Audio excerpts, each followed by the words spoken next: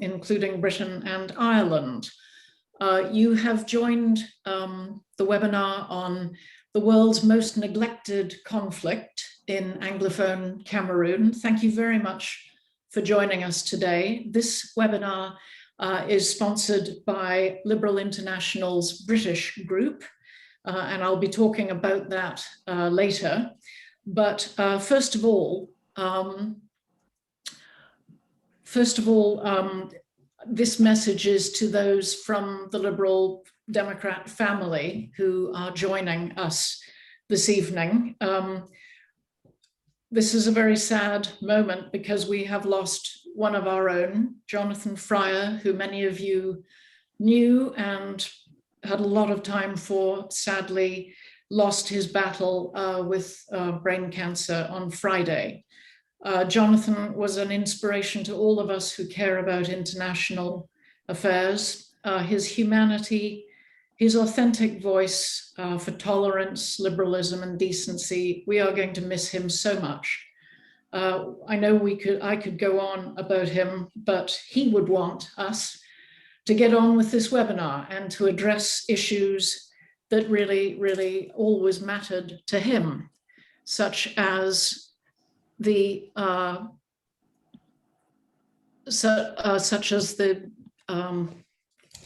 appalling hypocrisy of the international community in looking at subjects like Cameroon. Now, I'm showing you this map before we get going with our four excellent speakers, because it's important, I think, for those of you who are not from the area to have a quick look. The Anglophone region is the one to the west in pink. Very quickly, it was a German colony before the end of the First World War, when it was then split between France and the UK, France being the white part, the UK being the pink part. In 1961, at independence, a highly contentious and controversial event happened. The UK and UN had promised a referendum, a plebiscite, that would have allowed the people in that pink area self-determination, but they instead gave them a choice between joining Nigeria or going into a federation with the Francophone area to the east, which is white. And unfortunately, that they chose the federation with the Francophones, and the Francophone-dominated government in Yaoundé cancelled that federation in 1972. We fast forward. Oh, I'm sorry. We fast forward to most recently, which is 2016. And the Francophone government tried to impose French judges and French law on English common law courts in the Anglophone area. And they also tried to impose the French school system on Anglophone schools. This led to widespread protests, peaceful ones, and it was as a reaction to this, most human rights groups agree that the government, the Francophone-dominated government of Cameroon, used disproportionate force in crushing these peaceful demonstrations and then laying waste to hundreds of villages across the Anglophone region. About 1 million children have not been able to go to school for 4 years. We've just been hearing that maybe 200,000 people are now refugees in neighboring Nigeria, and possibly more than 700,000 people are internally displaced in the bush within the Anglophone region. The suffering is incredible. It is simply outrageous that the international community has ignored all of this. As I said, hundreds of villages laid to waste like this. The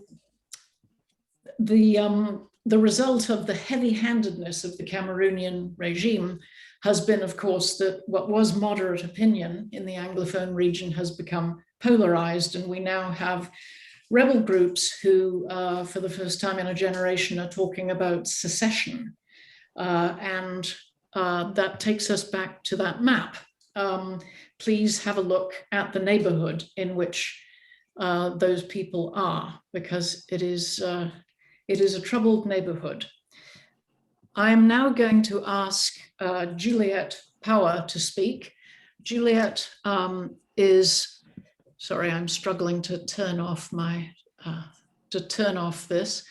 Juliette is from, Juliette Paauwe is from the Global Center for the Responsibility to Protect. I know a lot of people on this call will rely on her research to keep them up to date. We are really honored to have her with us this afternoon and this evening. She has, frankly, too many academic qualifications for me to read out. But one thing I found very interesting was that she had interned at the International Criminal Court in The Hague. And I think many of the people on this call will be looking forward to the moment when those complicit in the gross human rights abuses that have been happening since 2016 are held to account at the ICC. So it is with great pleasure that I hand over to Juliette, and with thanks. Thank you so much, Rebecca, for your kind introduction. And thanks for having me on this panel today. It's an important event. You know, we cannot discuss the situation in Cameroon often enough. So thank you so much for being here. And your introduction already described the situation. Like, since 2016, more than 3,000 people have been killed as a result of the conflict. And the United Nations estimates that at least 750,000 people have been displaced. And the targeting of individuals based upon their cultural identity poses a direct threat to civilians and may amount to war crimes or crimes against humanity. And the government continues to deny the severity of the crisis and has failed to address the root causes of the Anglophone conflict or provide a political means for resolving it. So how did we get to this point? Like, what caused the Anglophone conflict? What precisely is going on? And why is it so difficult to solve the conflict? And what is the role of the international community? And as you already shortly introduced just now, like, in order for us to fully understand the current conflict, the grievances, the violence, but also the international community's inability to bring an end to the conflict, we have to look more closely to the country's history. While the identities of the Anglophone and the Francophone people of Cameroon link back to the time of colonialism, they continue to live on after decolonization, during Cameroon's independence, and in the present time. So over the next couple of minutes, I would like to dive a little bit deeper into three things that stem from the history of Cameroon, but are relevant to understand the present day conflict. And first of all, that's the resilience of those identities, which are shaped by colonialism, but continue to live on in the world today. And secondly, while the conflict is often understood as a conflict between Anglophones and Francophones, it's in fact a conflict between the Anglophones and the Francophone-dominated regime. The two presidents of Cameroon have shown little interest in granting the Anglophone people their freedoms, in addressing their grievances, and they have not protected all Cameroonians equally. And thirdly, the international community is failing to bring an end to the conflict, which is partly a consequence of this complicated history. But first, let's start by discussing the resilience of those identities and where these identities stem from. So as you've already mentioned, Rebecca, like, following Germany's defeat in the First World War, it renounced all sovereignty over all the African colonies, including Cameroon. It was the League of Nations who then decided who was going to rule over these former German colonies and mandated Britain and France in 1922 to administer the area of Cameroon. So the French mandate was known as Cameroon, and the British territory was administered as two areas, the Northern Cameroons and Southern Cameroons. And when the League of Nations ceased to exist in 1946, most of these mandate territories were administered to the UN Trusteeship Council, with the aim to prepare them for eventual independence. So in 1960, French Cameroon and Nigeria shortly after gained their independence. And the question that was raised at that time was what to do with those British territory of the northern and southern Cameroons. And after some discussion, a plebiscite was agreed to and held on the 11th February of 1961, which was highly controversial. It was the people were given the choice between achieving independence by joining the Independent Federation of Nigeria or achieving independence by joining the Independent Republic of Cameroon. And the Muslim majority of northern area opted for a union with Nigeria, and the southern area voted to join Cameroon. And language is important here because the opinion of independence was not on the ballot. It was achieving independence by joining another state. A report says that the UK thought at that time that the territory of the southern Cameroons was not economically viable to stand on its own as a sovereign state. So southern Cameroons became part of Cameroon on the 1st of October 1961 to form the Federal Republic of Cameroon. And most southern Cameroonians consider this day of the 1st of October as the day that they gained independence. So this is where the Anglophone and the Francophone division emanated from. But in order for us to understand why this continues to be relevant today, we have to look more closely at the way in which Cameroon, including the southern Cameroons, were governed following the independence. And by joining the Federal Republic of Cameroon, the deal was that southern Cameroon would be given substantial autonomy within the federal system. This has never been the case. From the beginning, Anglophones felt unfairly treated and marginalized. Following a referendum in 1972, a new constitution was adopted in Cameroon, which replaced the federal state with a decentralized unitary state. So the southern Cameroons lost its autonomous status and became the northwest and southwest provinces of the Republic of Cameroon. So President Paul Biya, who became president in 1982, pushed the envelope even further. The southern Cameroons were annexed into a united republic, and in 1984, the word united was even scrapped. The country became the Republic of Cameroon, and the English-speaking region was assimilated into the French-speaking area. So the southern Cameroonians never got what they were told to get as soon as they became part of the Republic of Cameroon. There's no decentralized unitary state. There's no equal status of French and English as official languages. Local authorities with administrative and financial autonomy were never established. So over the years, this dissatisfaction with the French-dominated regime continued to grow. The government continued to appoint Francophone magistrates who spoke no English, had no training in common law, to preside over courts in the Anglophone regions. The government also continued to post Francophone teachers who spoke no English to teach subjects in Anglophone schools. And Paul Biya is the second longest ruling president in the world. And he is part of a generation of leaders that represents the one party, one man rule. He took power in 1982 and held on to it ever since. Where other countries have gained freedoms, democracies, and rights, and have attempted to overcome the old injustices of colonialism, Paul Biya continues to rule with an iron fist. So these decades of dissatisfaction and structural marginalization eventually culminated in the onset of the peaceful protest in several cities in the English-speaking region by teachers, students, and lawyers. This quickly escalated when security forces used excessive force against peaceful protesters. And since 2016 until present day, the harsh and violent response by Cameroonian security forces and the little interest the government and Paul Biya has shown in addressing the grievances led to an increased radicalization of Anglophones and the escalation into a full-blown armed conflict. So the Cameroonian army is currently fighting with armed separatists, and the civilians are bearing the brunt of it. In their effort in neutralizing armed groups, the Cameroonian security forces have perpetrated extrajudicial killings, burned Anglophone villages, and subjected individuals with alleged separatist ties to ill treatment and torture. Security forces have also been accused of sexual and gender-based violence. And armed separatists have also perpetrated abuses, including kidnapping and killing of civilians. They have banned government education and frequently attacked schools and teachers, resulting in 80% of the schools in the two regions being closed or destroyed. And the ongoing violence between government forces and separatist groups has also direct impact on the humanitarian actors. And in 2020, it has progressively translated into a significant increase in violence against aid workers.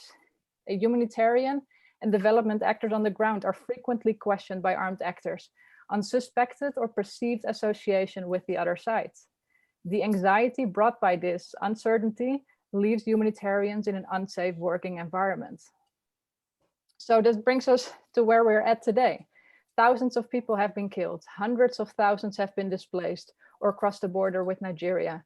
Schools are closed, public life is disrupted, people live in fear and feel abandoned by the international community.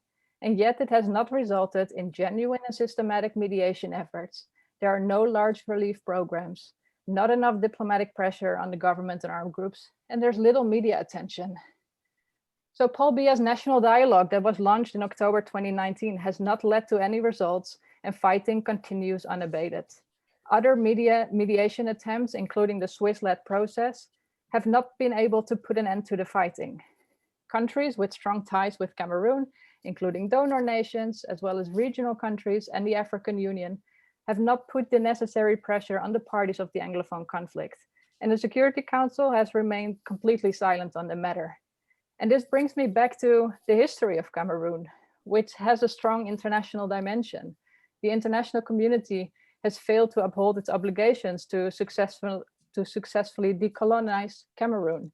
There's this legacy of colonialism and fear about criticizing allies for not confronting human rights abuses and atrocities. That makes many actors in the international community a passive actor when it comes to addressing the human rights situation in Cameroon. It is hard for the United Kingdom and France to confront their unresolved business stemming from the colonial history, and that continues to live forward in the present day. Like France, for example, is a country with a strong historic ties with Cameroon, not only linguistically and culturally, but also economically, and in terms of development assistance, as trading partner, and in providing military training. And France has preferred behind the scenes diplomacy, bilateral engagement directly with President Paul Biya. So it's a very cautious and careful approach. But this has not led to an improvement of the situation. And because France is also a permanent member of the Security Council, it's very unlikely that the Security Council will address the situation anytime soon. Unfortunately, the United Kingdom has a much stronger voice in condemning the violence in the Anglophone regions. And while there seems to be an increased attention in the international community for the situation in Cameroon, following the attacks in Kumba in November 2020 and in Mautu in February 2021, it is important to know that attention for these big attacks in Cameroon are a great first step, but the international community must realize that civilians are suffering from fear and intimidation, from human rights abuses and atrocities on a daily basis, and that those bigger attacks are only the tip of the iceberg. So much more needs to be done by the African Union, the Security Council, the Human Rights Council, and powerful states to put pressure on the government of Cameroon and the separatist groups to hold credible, inclusive, and transparent negotiations, to find a political solution, and to end the conflict for once and for all. I will stop there. Thank you.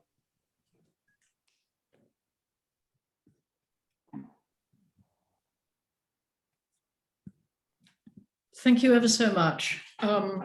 You did a great job describing this incredibly disturbing situation.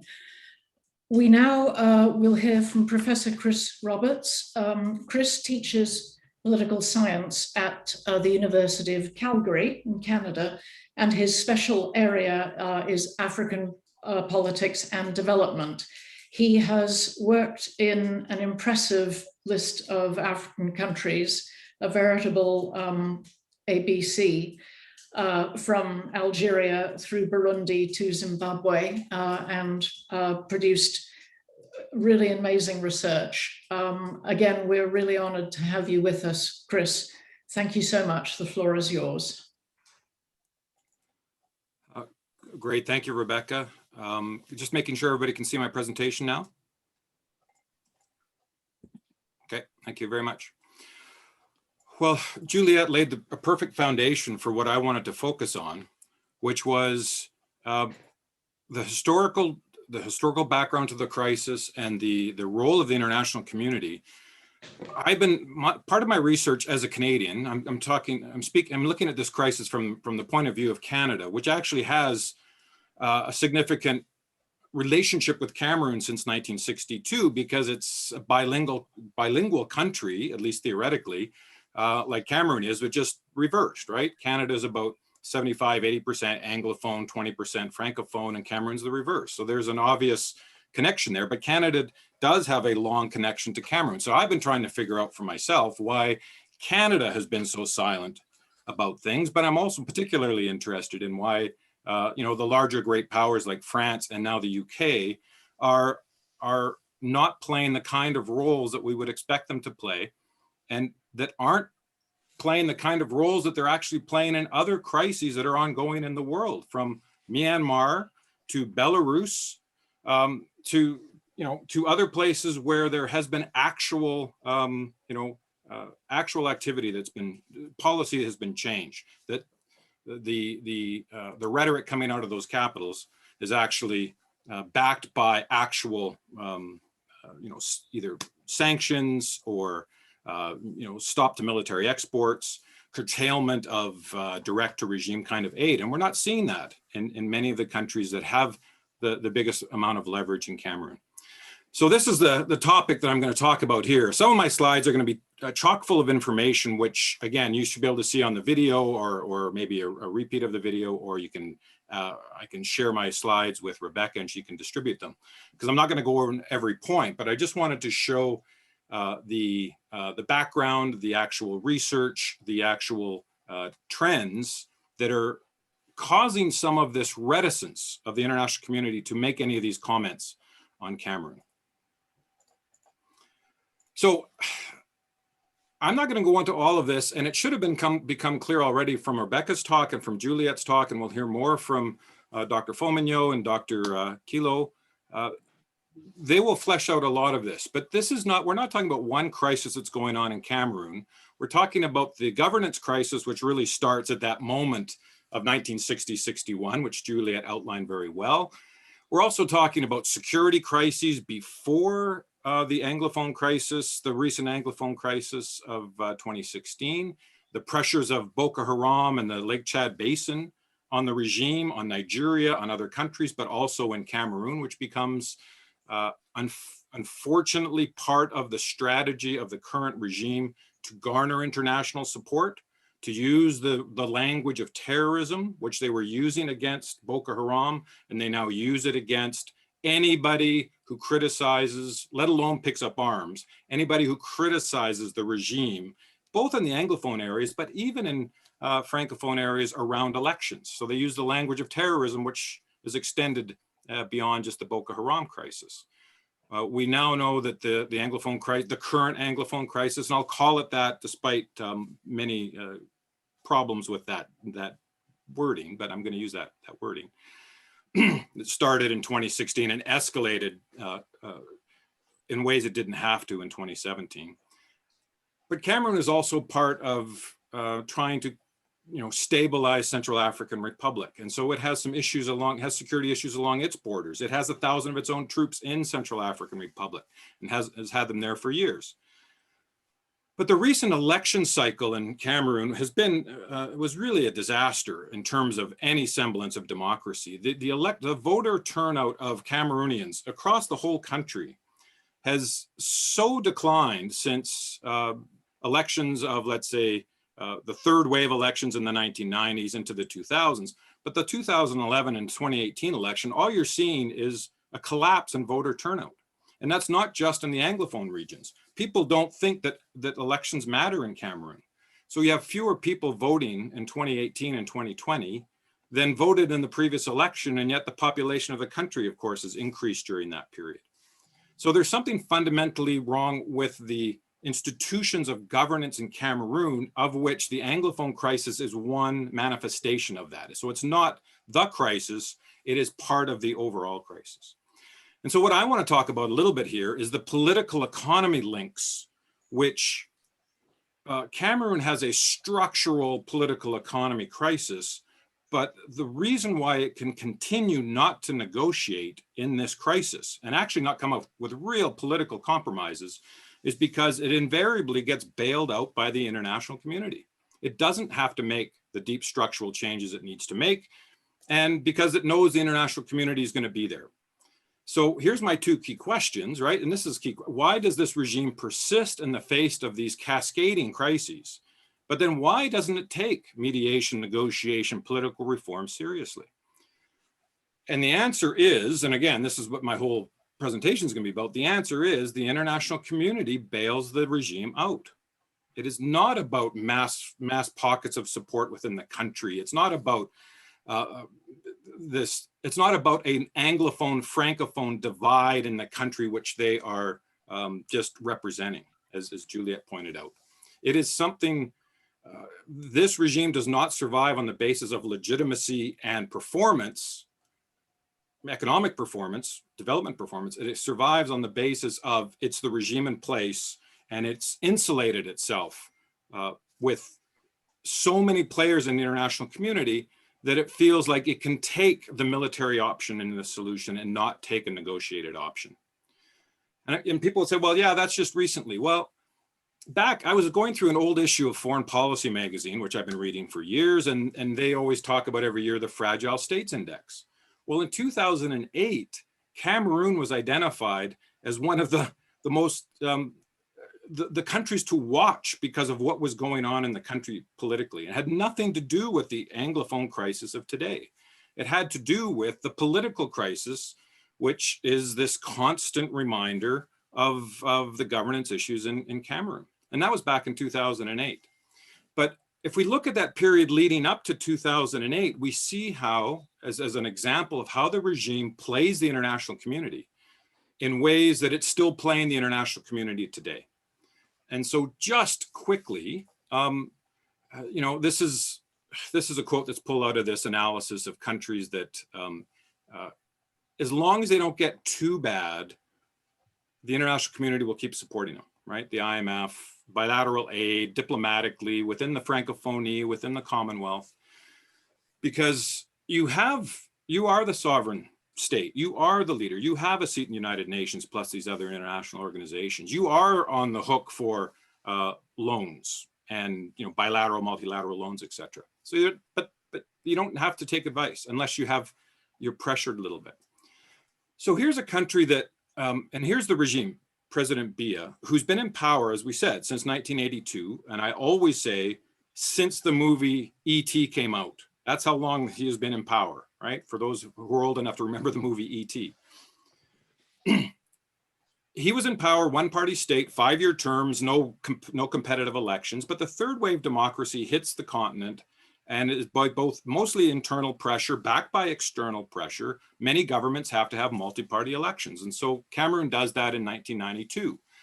Well, by doing that and by having its first, you know, multi-party election, it actually opens the door to increasing development assistance from the OECD countries. You can see there that it almost doubled between 1990 and 1992 when they held the first election. So that was a way to get back on the good books of the international community. 1995, the country joins the Commonwealth, right? It could have joined earlier, but it decided not to. And you know, that's a whole nother issue. But in 1996, the country, which is facing all sorts of major macro structural economic issues, has to, in 1997, after these, you know, more constitutional amendments to try and look to the world like it is becoming more decentralized, you know, term limits for the presidency, trying to make itself positioned within the Commonwealth and other forums to make sure that it can maintain that international support, gets a massive IMF structural adjustment program package and gets onto the track of debt relief because the country had been amassed major amounts of debt during the 1980s that it was no longer able to pay back. So in 2002, 2006, the United Kingdom, as well as countries like Canada and other OECD countries, contributed considerable debt relief to this regime. It's the same people in power. So I had to look up the stats, and I was surprised that Canada's total debt relief for Cameroon in this period was $400 million US equivalent. The UK was only about 200 million. Cameroon had never been a major aid focus of the United Kingdom, which is interesting, but understandable in some ways because of the the dominance of the Francophone component of the country. But still, that's $200 million that British taxpayers effectively pay. It's more complicated than that, but it's a British, it comes off of the accounts of the books of the UK Treasury.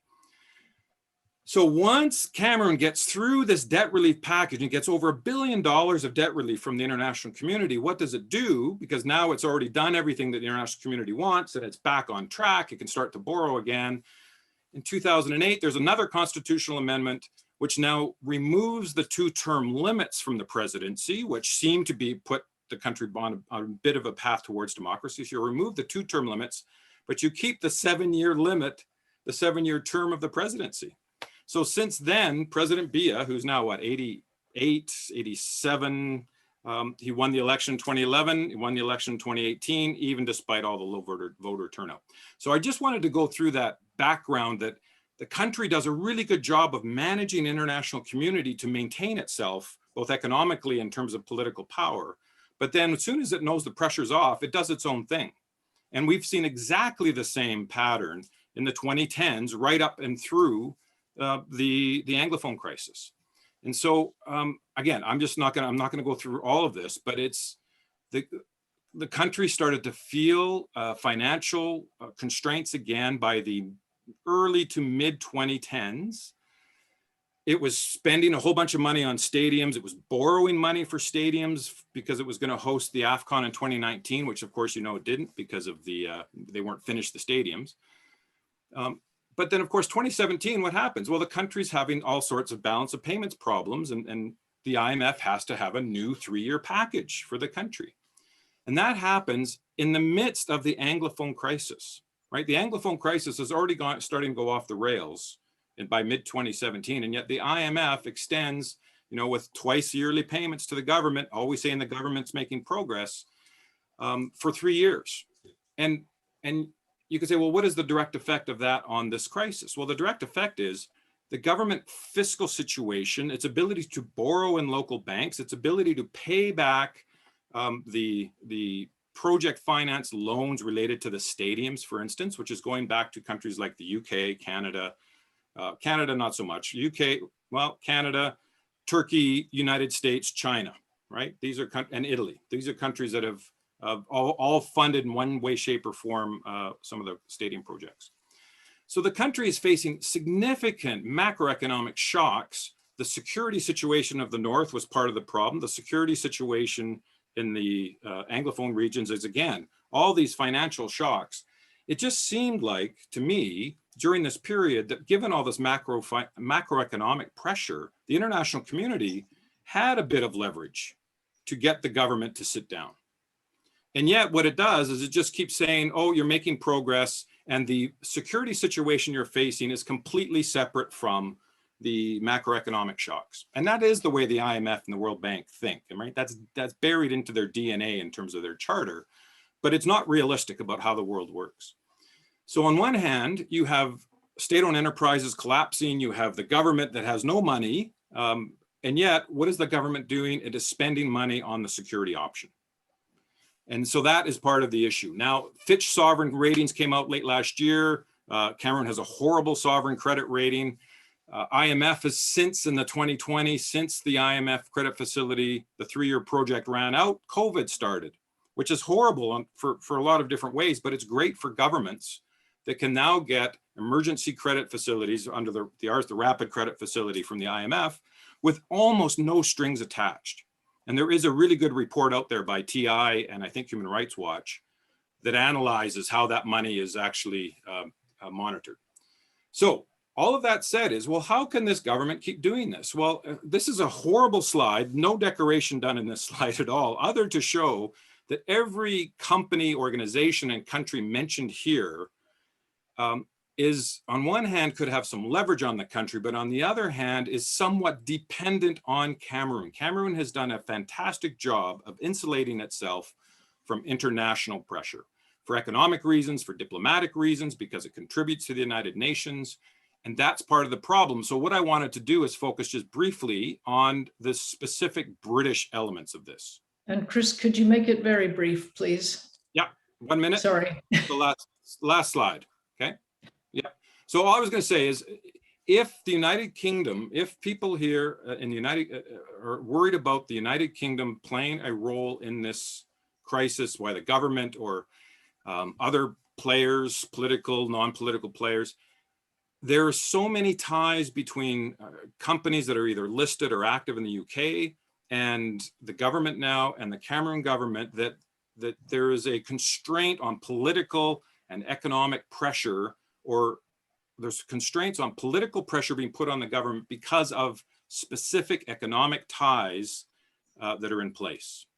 And so that is something that anybody who's here as part of the UK community needs to take that into account.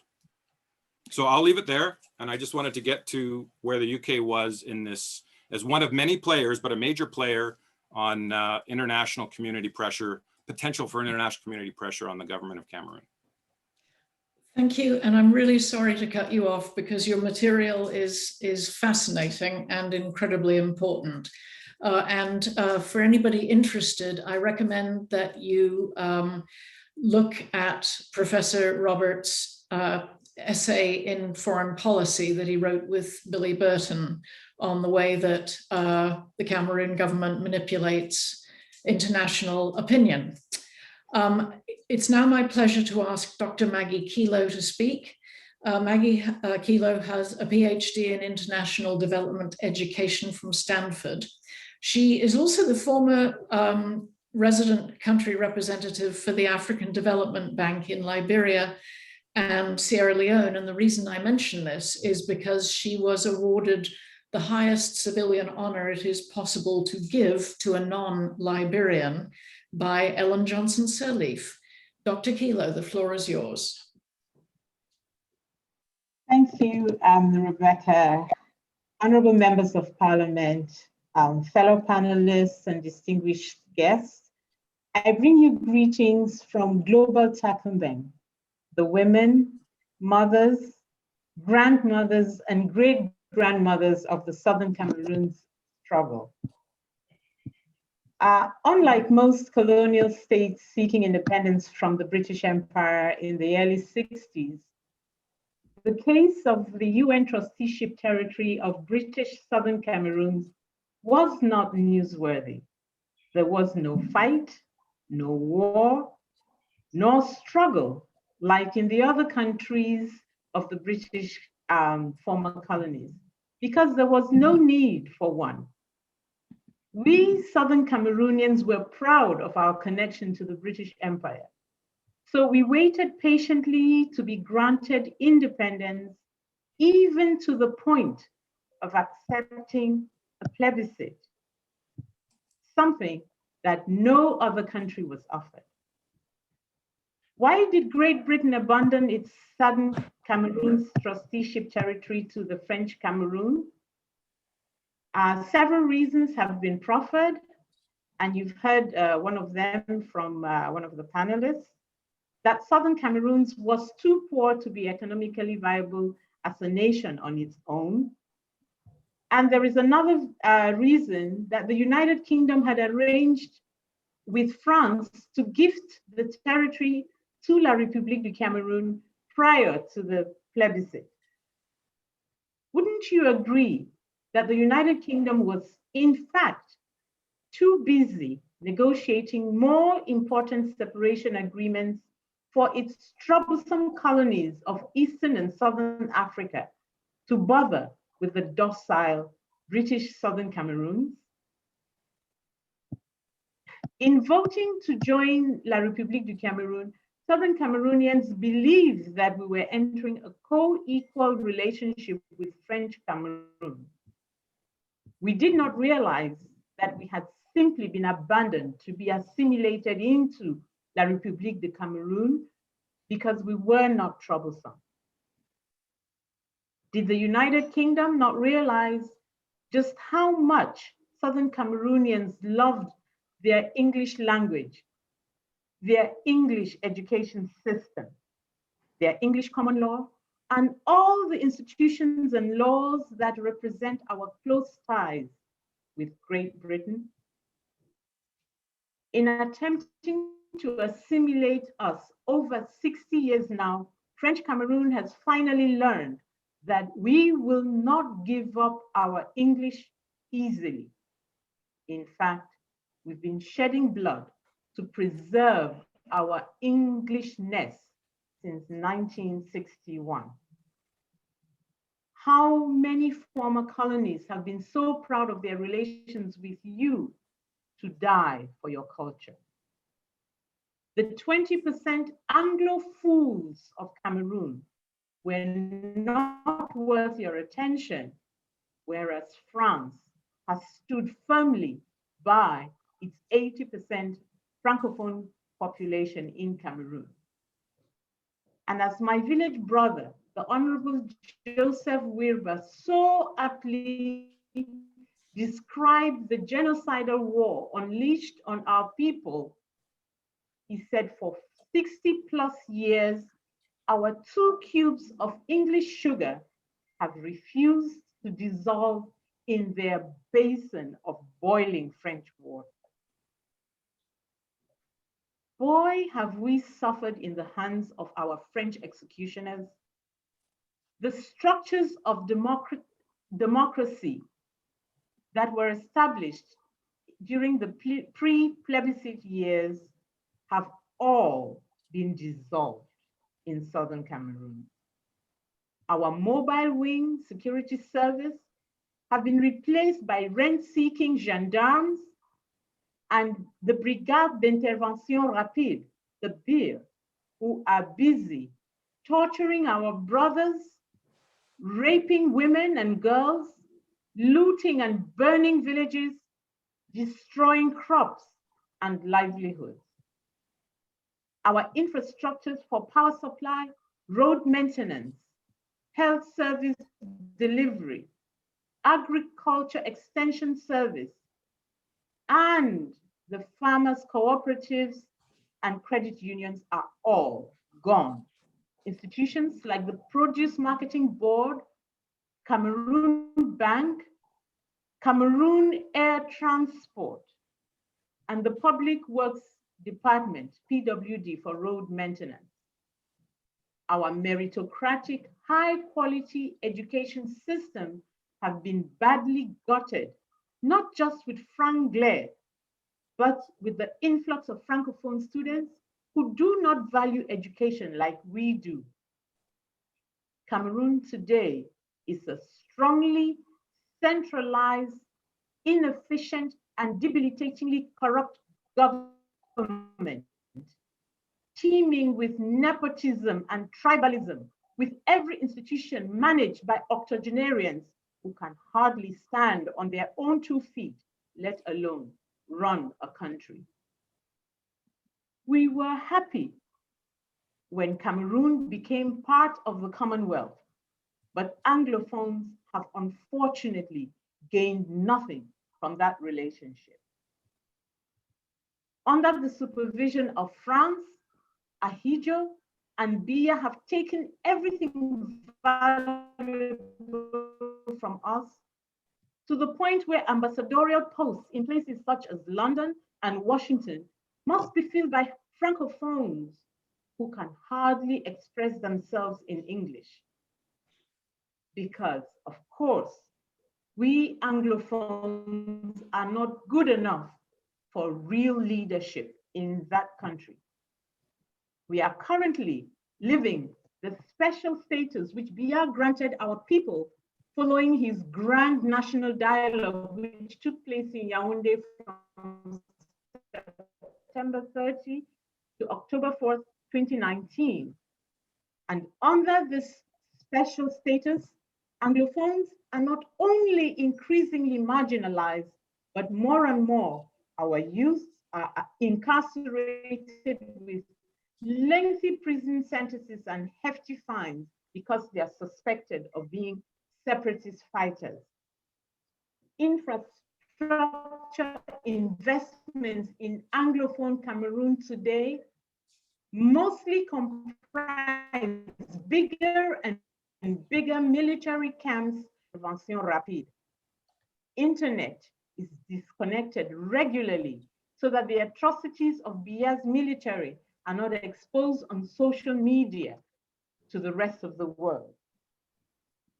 Pictures of a baby burnt like charcoal in its father's arms, of old mothers burnt in their homes by the military because they are too weak to escape into the bush. Girls as young as 13 incarcerated, impregnated by soldiers who exercise gang rape on mere children with impunity. Women are engaged in grave digging, considered an abomination during normal times because they are the only ones left in their communities to bury the dead. Our precious English education is so diluted by Francophone teachers that now our children speak Franglais. Given what we've suffered over 6 decades, is it surprising that the vast majority of Southern Cameroonians today prefer to have a country of our own? Now, what do we really want? We would like all Anglophone political prisoners, including the leaders of our struggle, immediately released from Biya's jails and torture chambers.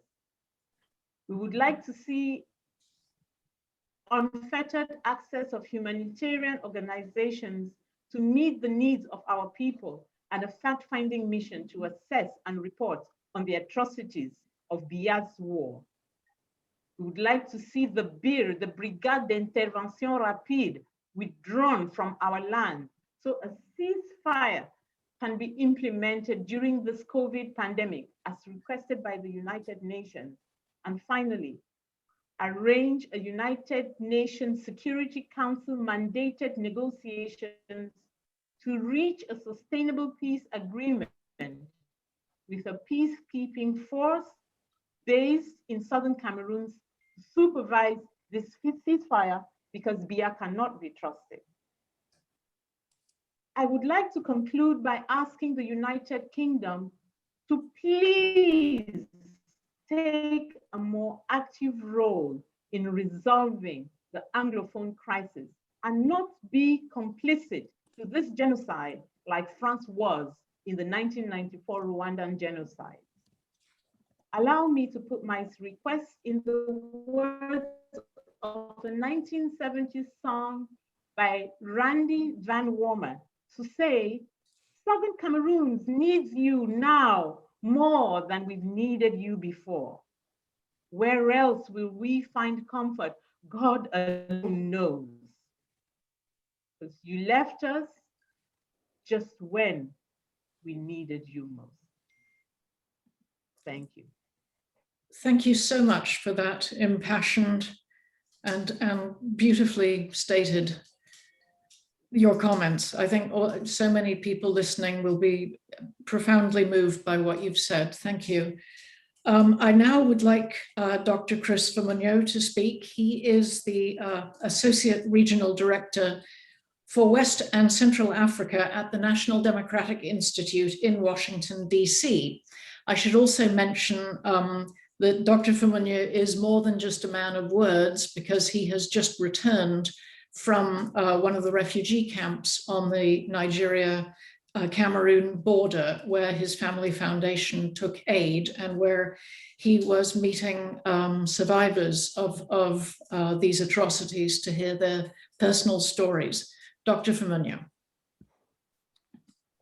Well, thank you very much, Rebecca, for those very kind words of introduction.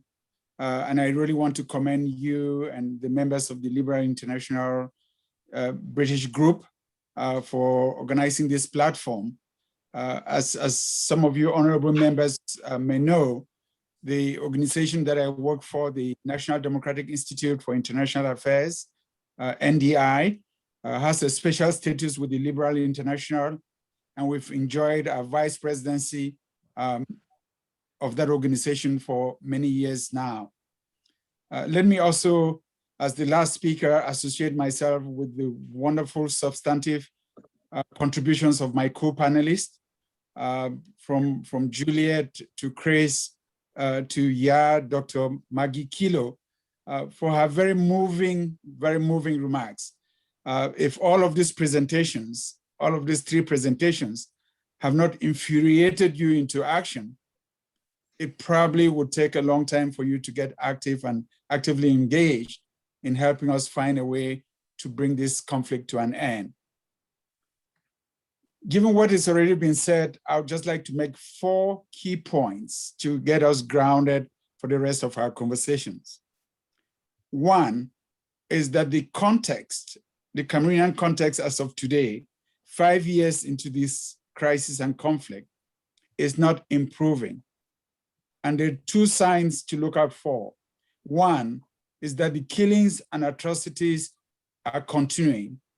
They're continuing unabated. In fact, just this weekend alone, there were killings in Kiliwindi, Meme Division.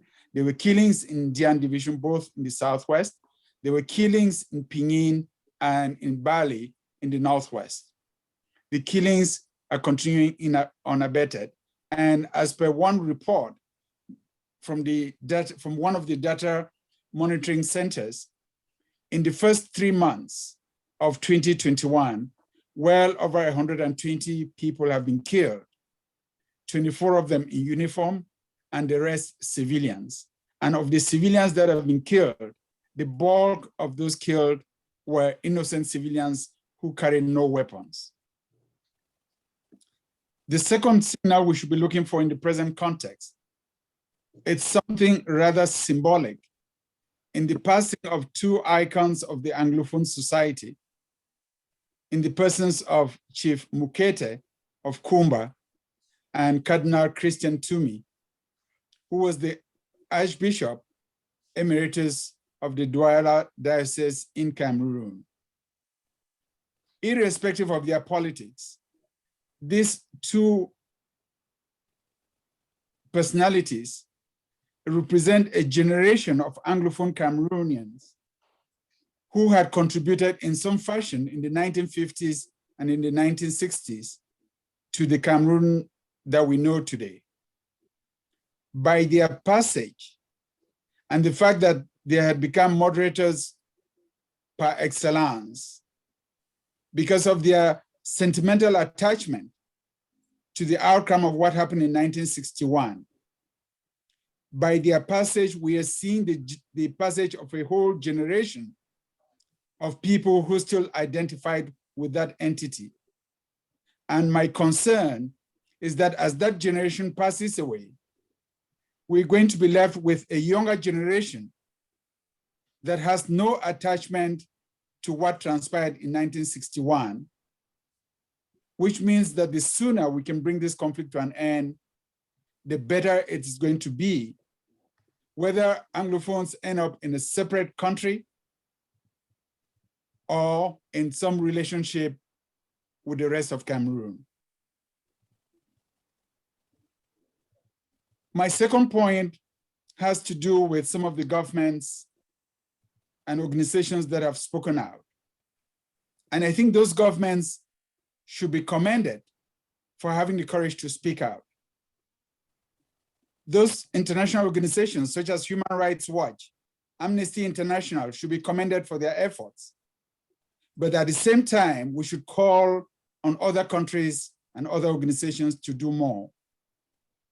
Along those lines, we all were really elated that on January 1, 2021, the United States Senate adopted a bipartisan resolution, Resolution 684, that dwelled specifically on the ongoing conflict and provided some parameters and pointers for efforts that needed to be undertaken to bring this conflict to an end.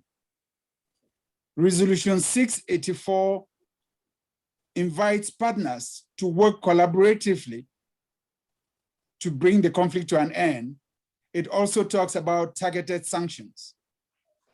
The perpetrators and the commandeers of violence in Anglophone Cameroon are known, and there is no reason why they should not be subjected to targeted sanctions So there is a penalty to pay for their orders and actions that are causing so much death and destruction. There is also a reminder in Resolution 684 to the fact that parliaments have an important role to play, and that despite some of the reservations that one may see with executive branch agencies in a number of countries, the people's representatives, the members of parliament, have a critical role to play, either in exercising oversight or encouraging their governments to do more, or standing up and speaking out for the 20%, the minority Anglophone population that represents millions of very innocent people. My third point has to deal with the military option that has been embraced by the government of Cameroon. I think it is important to reinforce the message that the military option, not only does it not work, that this problem is not going to be solved militarily, but that military option is counterproductive. Because for the military option to work, the government of Cameroon is going to have to kill every individual that espouses an ideology that Yaoundé doesn't believe in. But at the same time, the killing of any individual is a family, a village, a town, a region aggrieved, and people will never forget. Unless we forget, there are more people now in Anglophone Cameroon who are sympathetic, who understand and espouse the grievances in their totality, the grievances of Anglophones, than was the case when the crisis first began in 2016. Despite the thousands that have been killed, despite the hundreds of thousands that are now internally displaced persons, despite the tens of thousands that are now refugees, and the hundreds of villages that have been burned. If anything, this should send a clear message to the government of Cameroon that the military option is not going to be able to tackle the grievances, the very legitimate grievances that Anglophones do have. My last point has to do with the urgency of the moment. We cannot afford for this crisis to become a frozen conflict. We cannot afford to allow the killings and destruction to continue. There is an urgency in acting right now. And I could see that just because I spent 10 days in Easter visiting with refugees in various camps in Nigeria who are victims of this conflict. And in looking at the pain and suffering, the hardship in their faces, the uncertainty about the present and the future, it reminded me that on top of the very dark balance sheet that we may have within the country, they're now scattered across the globe, hundreds of thousands of Anglophones, descendants of what used to be British Southern Cameroon, who have no place to call home. I could see that the number of refugees is underreported and undercounted, because on top of the 80,000 officially registered refugees in Nigeria alone, there are tens of thousands of other Anglophone Cameroonians parading the streets of various states, cities, and towns in Nigeria that are not registered with the United Nations High Commission for Refugees. I was advised, even by some of the refugees themselves, about the fact that the 80,000 number needs to be quadrupled because there are more people out there in despair than we may think. Secondly, I was also informed that their stipend from the United Nations High Commission for Refugees for those that are privileged enough to be registered has now been brought down to $7 a month 5 British pounds a month. And since the month of November 2020, even the 5 British pounds have not been paid. I leave it for you to imagine the hardship and the suffering that these refugees are now exposed to. Thirdly, it was heartbreaking to hear their personal stories and their testimonies of what got them out of their villages, what got them out of the quietude of their homes into refugee camps. What do you say when an old grandmother who is crippled walks up to you and tells you that she's in the camp all by herself with no relative? She was even crippled for years and had to be transported from her hospital and dumped across the border into Nigeria for her own safety. What do you say to a mother who comes to you with a little girl, 10 years old, that says she ran away with this girl when she was 5 years old, but doesn't know where 3 of her other kids are, whether they're safe in the village, in the town, in the city, or whether they're even alive? What do you say to a young girl, 13 years old, who said she ran from Akwa and it took her more than 24 hours walking through the forest to cross the border into Nigeria? And I'm told these are even the most beautiful of stories, and that if you start digging down further, you would hear more horror stories of what these people went through and what they're currently facing in the refugee camps. The most painful and vulnerable part of this all was the livelihood of young girls and women and children. The number of children who are less than 5 years old, therefore all born on the camps after the war began. And the fact that to a child, they all looked malnourished. And that it was dramatic when you see a 12, 13 or 14-year-old girl with a baby on the back, and you greet her and you tap the baby and you try to exchange words with her. And you ask, is this your younger brother or younger sister? And she looks at you in the face and shyly she says, Nama Pikin, or this is my child. You can only imagine what's happening in those camps. And it makes me realize that while some people in Yaoundé may think that this conflict has been dealt with and that business is returning to normal, it is not.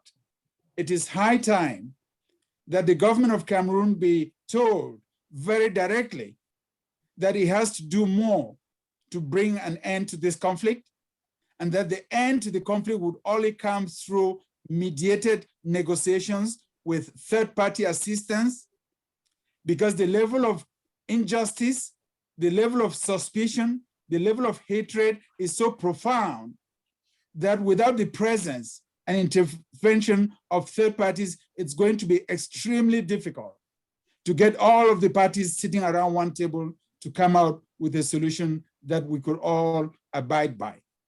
I'm sorry, Dr. Famunyo, Members but of Parliament will take this to heart and will do their utmost best to make sure the voices of the voiceless people of Anglophone Cameroon are listened to, and that this conflict could be brought to a negotiated settlement. Thank you very much for your time and attention. Thank you, Dr. Famunyo, and I was sorry to ask you to bring your remarks to a close. We're most grateful to you. Now, the first questions that I received are from 2 gentlemen, and I think they speak for a large number of people who are participating and listening to this webinar. The questions are from Gordon Kachola and Dennis Atem-Deng, and I think in essence, they want to know about the right of self-determination to the people of the former British South Cameroons. And I open this to anyone who wants to, of our panel, who want to comment on this. They want to know why the Francophone regime seems to think it should have sovereignty over the Anglophone region. Whatever happened to the promise of a referendum? And, if the people of Scotland deserve a referendum and self-determination, then these gentlemen are saying, and others like Callistus Fojong are saying, why on earth aren't the people of the Anglophone regions of Northwest and Southwest allowed self-determination? So any of the panelists, please weigh in.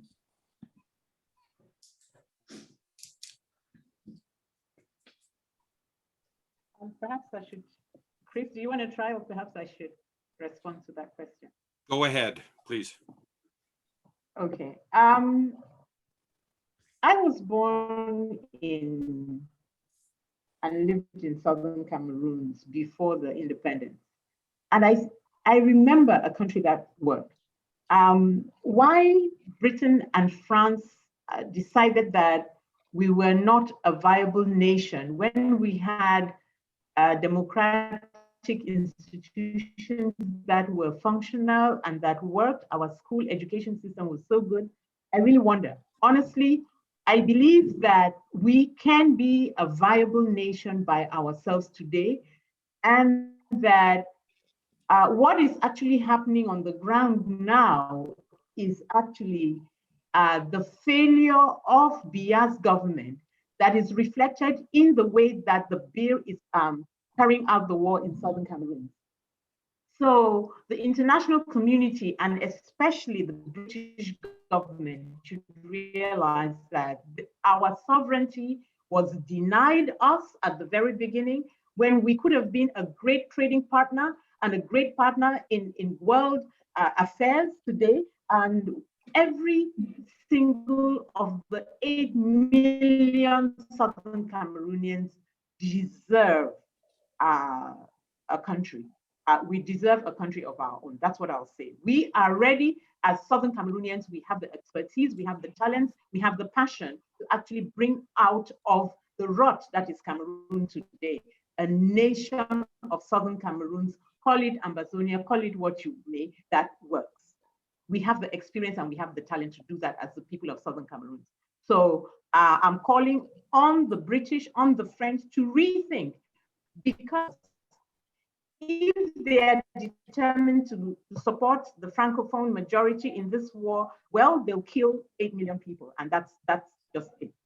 Thank you. Would anyone else like to answer that question, please? Could I just add a couple of quick points? So we have to go back to the 1961 referendum. The choice, as Juliette and everybody knows now, was limited. Independence by joining, right? Which is that really independence? I mean, that's a whole nother question. Southern Cameroonians didn't have a say in that question. 1972 referendum, from a Canadian point of view or from a Scottish point of view, if you have if a region of if you're changing the fundamental nature of federalism, it has to be the people that are directly affected which are voting on it. Southern Cameroonians joined Francophone Cameroon on the basis of a federal system. The 1972 referendum was not just held in Southern Cameroon about whether Southern Cameroonians wanted to get rid of the system. The whole country voted. That would be like the 2 referendums we've had in Canada, or the referendum in Scotland, is that the whole country gets the vote, right? That makes no sense. So yes, there still is room after 70 years for an actual referendum on an actual clear question, which has not happened since independence. The problem is the Cameroon Constitution doesn't allow it. So there has to be political pressure inside the country and outside for that to happen. That's all I'll say. Juliette or Dr. Famunya? In that case, could I go to a question from Whit Mason, which dovetails to what Professor Roberts was just saying, which is, what is the role of France and the UK in this, given their historical role? What should they now be doing? And Whit Mason also asks, is there scope for having a peacekeeping force there? Who'd like to answer, please? I could Please jump in go on ahead. that, Rebecca. I do agree that the UK and France have an important role to play, first and foremost because of their historical ties. But it goes further than just historical ties, right? There are trade agreements, there's development aid, there's military training. So there is a leverage that they can use that not all other states have at their disposal to pressure the government of Cameroon into concessions, into starting this dialogue. So that is one of the most important reasons of why those two countries have a role to play and a responsibility based on their historical like complexity that happened as a result of colonialism. But I also want to add here that all other states in the international community have a responsibility. So it's easy to look at the UK and France to play this important role, because that means that then they don't have to do that. But that's not how the international community works. And I'm happy to see that the United States is playing a more important role, wants to re-engage in the conflict. The resolution was a start, and it's interesting to see how they will play that role as well now that they're part of the Human Rights Council, but also the UN Security Council here in New York. And I think that also because the UK and France are permanent members of the Security Council, that is like an extra leverage that they can use to pressure the Biya regime. And on the matter of a peacekeeping mission, I have my questions there, because I'm not sure for the Anglophone conflict if adding more military troops to such a highly militarized conflict is a good idea. But the UN Security Council also has many more other tools at its disposal that first should be looked into before granting a peacekeeping operation. But yeah, first and foremost, the people in Cameroon, in the southern Cameroons, need to be protected. But yeah, so France and the UK, I think, have an important role to play. Thanks. If I could just add on that to say that many Anglophones are really sickened by the hypocrisy of some of the great powers that have either been so passive or indifferent to the killings and atrocities happening in Anglophone Cameroon. It's really ironical that we're having this discussion in April, which is the anniversary of the genocide in Rwanda, genocide of 1994 in Rwanda, after which the world said never again. But yet we're seeing major powers sit on the fence, sometimes even give advice, or sometimes go along with people who say in Yaoundé that this is an internal dispute, when thousands of people are being killed and hundreds of thousands are being rendered internally displaced. It's really shameful, and it's very sad to see how some leaders on whom there were high expectations and high hopes take refuge behind bureaucracies to explain why they cannot act. If a president can be proud of the fact that he called up Biya and had Biya release a prisoner, what does that say if he cannot call out Biya and say you shouldn't have 5,000 or 6,000 or more of your citizens killed for political grievances that are legitimate and genuine and that ought to be discussed around a negotiations table?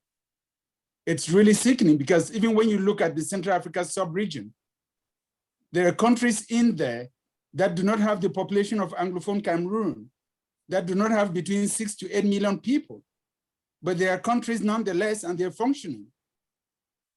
We even have countries such as the Central African Republic, in which fewer people have been killed than the number of people that have been killed in the Northwest and Southwest regions or in Anglophone Cameroon. And yet the Security Council has taken up the case of the Central African Republic. They've had peacekeepers in the Central African Republic, and they recently voted a resolution to even double the number of peacekeepers, unless fewer people have died in the Central African Republic because of their conflict compared to how many people have died in Anglophone Cameroon. I think it's about time that we can start naming and shaming the governments that are passive or indifferent to the suffering of the people, as we commend those that have the courage to stand up, step forward, and do the right thing. Thank you. Dr. Kilo? Yes, please. Very quickly, I just wanted to talk about the peacekeeping force that is necessary, that the bill would have to leave the territory just because of the way they've complicated the conflict, and have a peacekeeping force actually play a role in supervising and monitoring the ceasefire, because of the territorial proximity of the two countries. And I really insist on the two countries. We are very, very separate. Secondly, the role of France and Britain, I'd say very quickly that France is involved very much historically in Cameroon. Britain has not been, except for the kind of trade and negotiations we see. So France has the responsibility to really convince Biya to negotiate, that the military option is not working. If you consider that the people of Southern Cameroon are human beings, then if he even considers them as citizens of any kind of country whatsoever, there is no point for an octogenarian that as Paul Biya killing people. There's no point at this point in the role of France is actually to save Biya's face and get him to convince him that the military option is not one that is practicable or he can win, and get him to the negotiation table. As far as UK is concerned, I think that my issue would be that UK doesn't just sit back and be complacent, because by entering into these trade negotiations with Biya's government, they're really telling us Anglophones who are so passionate about our connection with the UK and the United Kingdom that we don't mean anything to them. I think that at this point, they should look at the history, look at the passionate way that we've remained Anglophone. Assimilation has not worked for us, and not take a backseat and not be complacent either. Thank you. We have a question from Stuart Raymond, who asks, what is Nigeria's role in this conflict? Who'd like to answer that, please? Dr. Roberts? I'll say a couple of words, and I'm sure Dr. Fomigno will add as well. We know that Nigeria is not interested in any kind of organization or territory having a successful secession in their neighborhood, right? We saw that in the 1967-70 Nigerian Civil War over Biafra. There is currently ongoing issues across the country, not just in Igbo Southeast territory. There are so many internal crises going on in Nigeria. The Northeast, you know, the idea of an Islamic caliphate. Well, that's a sort of a conceptual secession as well, right? With Boko Haram, Jas, ISWAP, those folks. So Nigeria is having a hard time keeping it together when many Nigerians of all walks of life aren't sure about why Nigeria should be kept together, because it's not functioning very well for people.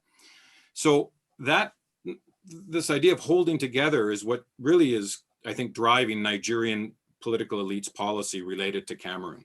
It's not about Cameroon itself, it's about what that would signal to what's going on inside Nigeria, which I think is why the government, you know, basically facilitated the arrest and the expatriation of the Nira 10 back in 2018, early 2018. And now we have this really problematic dynamic, which actually makes it worse in terms of getting Nigeria to be less sensitive about this, where you have one of the Ambazonian groups being publicly linked to IPOB in Nigeria, which is what is considered by some, again, by some, as a radical Igbo or Biafran independence movement. So that would give the Nigerian state even more, basically a stronger argument to cooperate with the Cameroon government.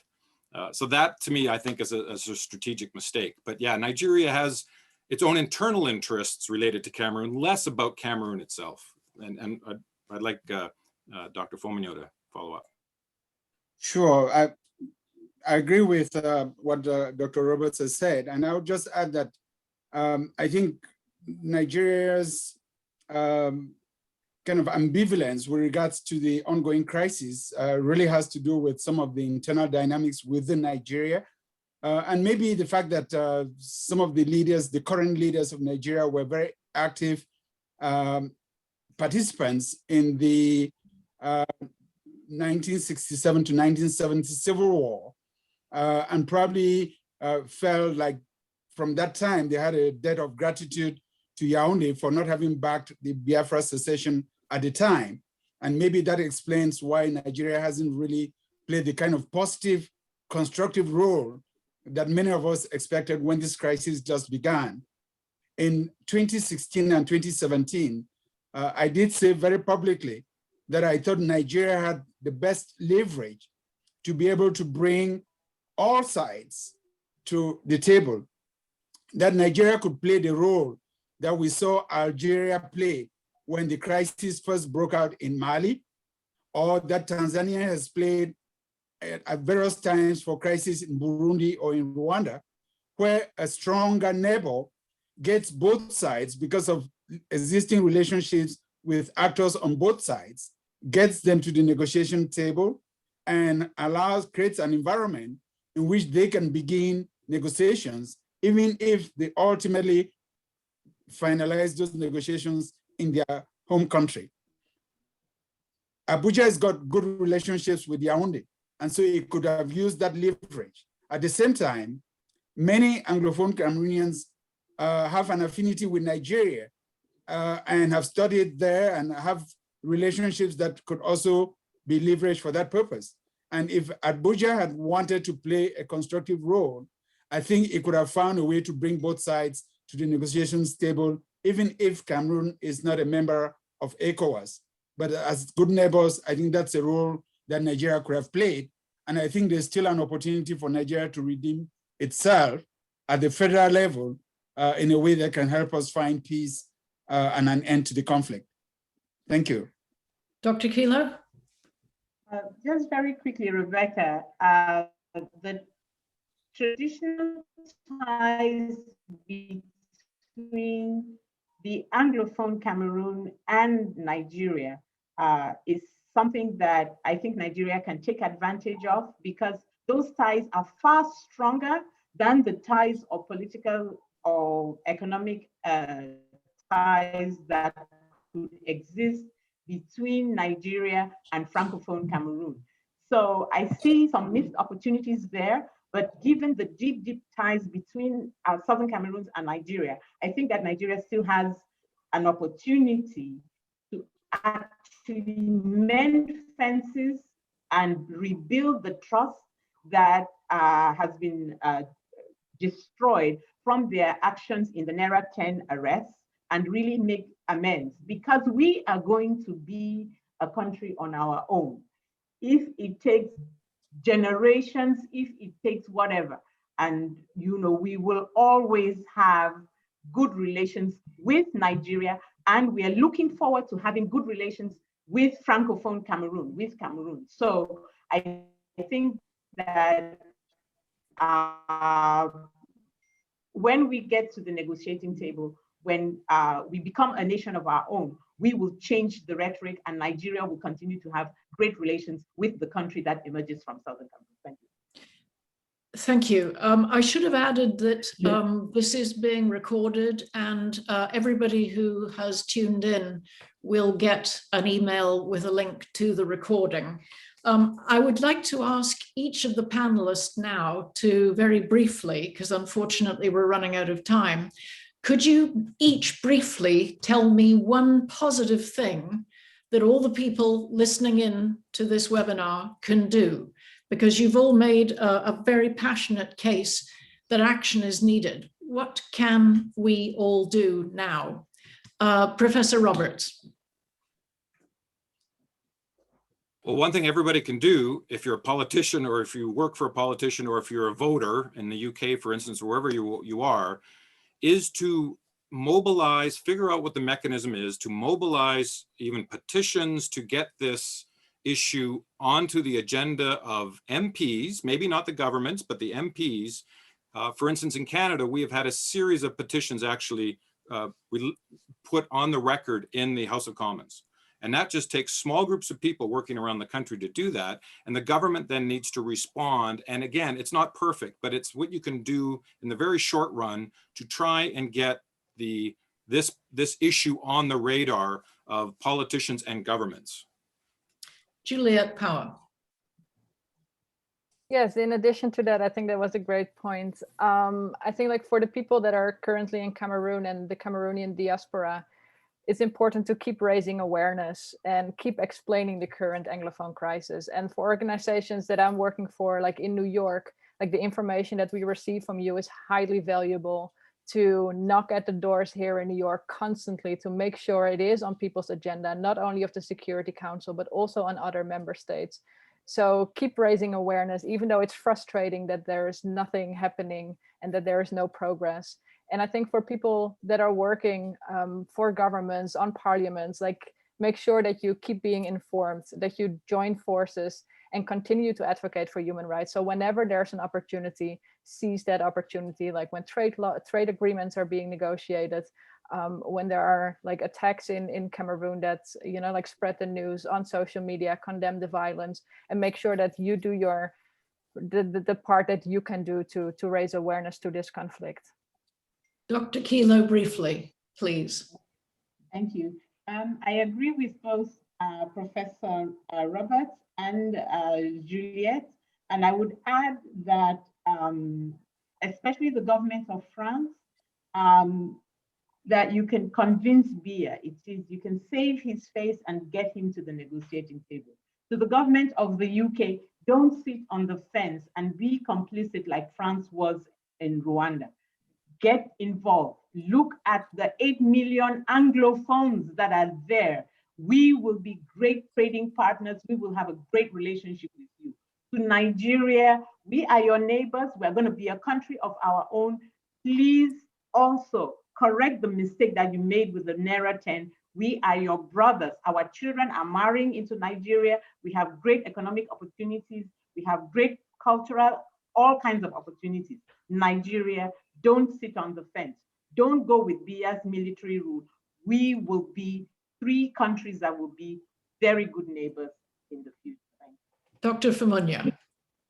Well, everybody is still on my thunder. I would just say for people on the ground, document all of the atrocities as best you can, because ultimately the day of reckoning would come, the day of peace and justice would come. Stay resilient, we'll get through this. Don't despair, keep advocating. This conflict would come to an end. Thank you. Now, the reason, thank you very much to all the panelists. The reason that you should, everybody who has tuned into this webinar should join the Liberal International is that we not only put on webinars on important international issues that other people neglect, but also we produce an excellent magazine regularly with contributions from people on the ground, and the political perspective is liberal, tolerant, and promotes a vision of a world that is sadly lacking at the moment. I'm very, very sorry. You'll see on the screen a way to get involved with Liberal International. Please do. And if any magnanimous billionaires are tuning in, we'd also be grateful for any contributions. I thank our panelists again for a really stimulating webinar. I'm so sorry that we've run out of time. And I'm sorry we didn't get to all the excellent questions, but thank you so much for joining us. Goodbye, good evening, and good morning. Bye-bye.